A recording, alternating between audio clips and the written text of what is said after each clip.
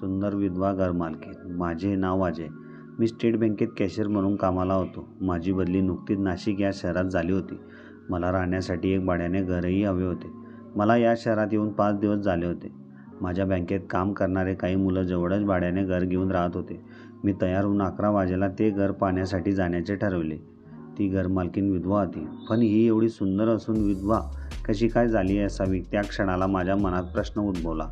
संध्याकाळी 5:30 वाजेला मी त्या बाईच्या घराजवळ माझा सामान घेऊन त्यांच्या दारावर थाप मारली.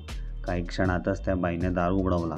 तेव्हा ती बाई फोनवर कुणाशी तरी बोलत होती आणि तिच्या हातात एक फाईल आणि 2 पेपर होते. जोपर्यंत त्या बाईचं बोलणं संपत नाही तोपर्यंत मी त्याच ठिकाणी उभं राहून तिच्याकडे पाहत होतो.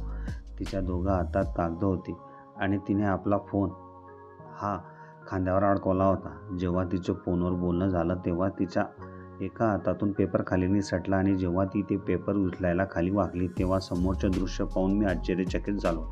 कारण त्या बाईने तिच्या आतल्या भागात घातलेल्या सर्व गुलाबी पट्ट्या मला स्पष्ट दिसत होत्या आणि ते तिच्या आतलं दृश्य असं दिसत होतं की ते मी तुम्हाला शब्दातही सांगू शकत नाही. मित्रांनो, जर अशीच ही कथा ऐकायची असेल तर प्लीज चॅनलला व्हिजिट द्या आणि सबस्क्राईब करा.